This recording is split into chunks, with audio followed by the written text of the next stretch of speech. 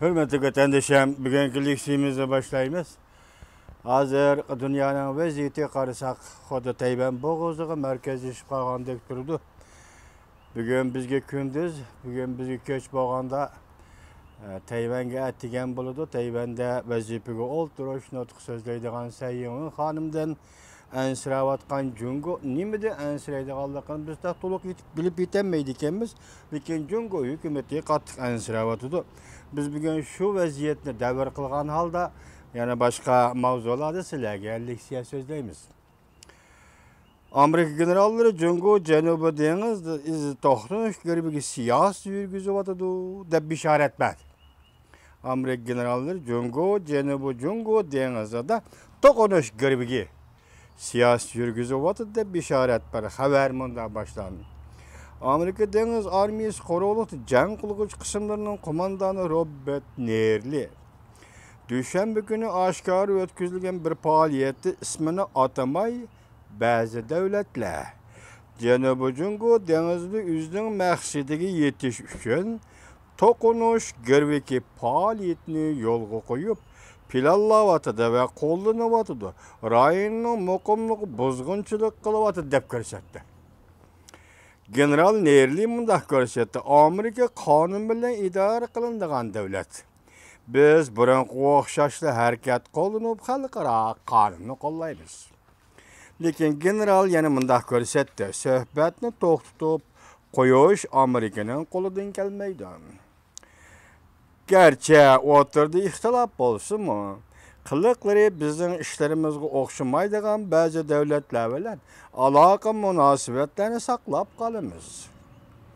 Biz bundaq davlatlarga aytib qo'yaylikki, ularning harakatlari dunyoning muqimligiga buzg'unchilik qilib keladi. Shuning uchun Amerika Janubiy dengiz sohasida davomli harakat qiladi. Cümleden Janubiy Jungo dengizi rayonida qatnash erkinligi ve chorlash erkinligiga davomli diqqat qiladi.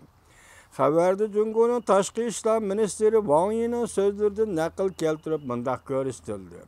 Biz ba'zi kishilarni ogohlantirib qo'yishni, qatnash erkinligining xohlagancha ish qilishdan darak bermaydiganligini ko'rsatib qo'yishni umid qilamiz.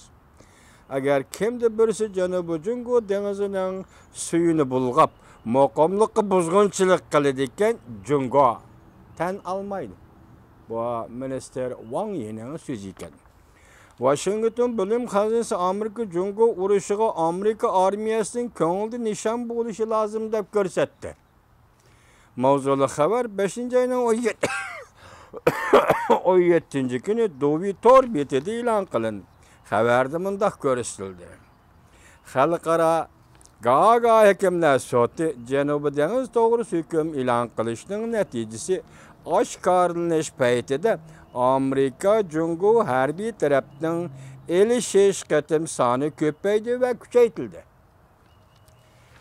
Washington bilim g'aznasi strategiya va xalqaro tadqiqot markazining nopozliq tadqiqotchilari 18-kuni urush portlashini keltirib chiqaradigan 3 cho'ng Purux 7 markazini ko'rsatdi.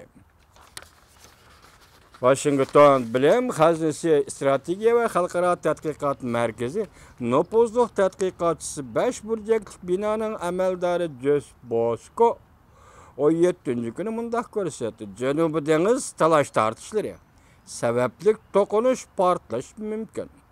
Bu 3 qiziq nuqtada Jungo Amerika bilan hamkorlashni xohlamaydi. Amerika bilan hamkorlashni xohlama Bosko ta'kidlab mundaq ko'rsatdi. Jungoning Huangyan vodisida yoki havzasida orol yasab harbiylashtirishiga Amerika yo'l qo'ymasligi kerak. Nopozliq tadqiqotchi Richard Fisher mundaq hisobladi. Aqsaray Huangyandan oroli havzasini o'tkili bo'lmaydigan qizil siziq deb belgilashi lozim. Buning uchun hech nimaga qaramay bir maydon urush qilishga tayyor turishi lozim. Fisher nim dedi. Aqsaray Huangyandan oroli havzasini ötkili bolmaydigan qızıl sızıq dep belgilişi lazım. Bunun üçün hiç nimege qarmay bir meydan uruş qilishqa tayyorlik qilishi lazım. Yuqorqi 3 nokta Çavuşan yerim arali toqunuşu ve Tayvan boğuzu körzisi. Janubi dengiz talaş tartışları bu 3 nokta miltiq doğrusu 7 kilip turadigan merkezi noktalar deb ko'rsatdi.